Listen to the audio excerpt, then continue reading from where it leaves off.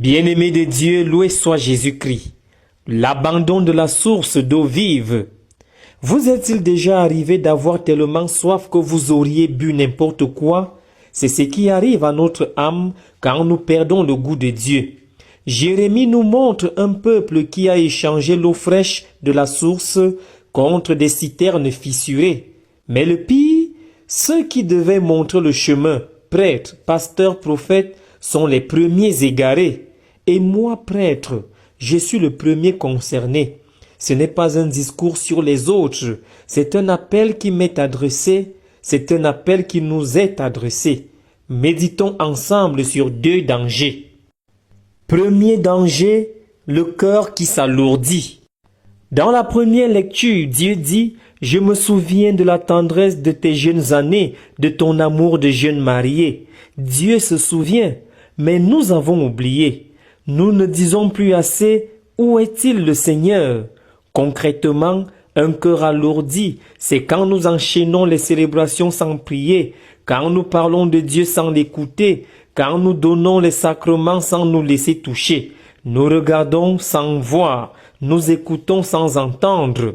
Et vous, mes frères et sœurs, qu'est-ce qui alourdit votre cœur? Les habitudes, les soucis, le regard des autres?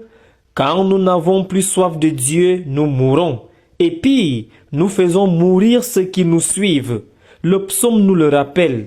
En toi est la source de la vie. Pas dans nos projets, pas dans nos sécurités, la vie ne jaillit que de Dieu. Dieu dit, ils m'ont abandonné moi la source, et ils se sont creusés des citernes fissurées.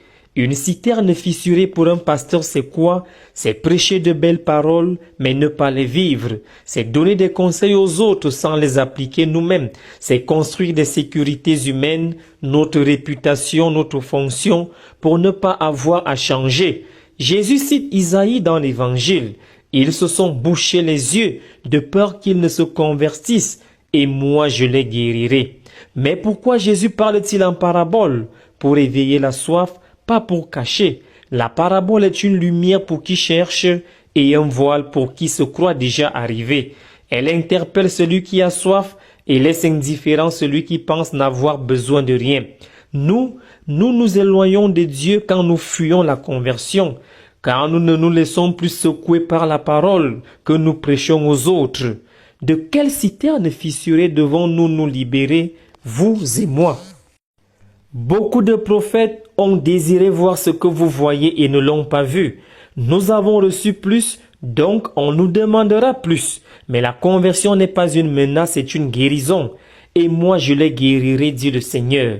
Revenons à la source, pas avec nos belles paroles, mais avec notre soif, car Dieu ne nous repousse pas, il nous attend.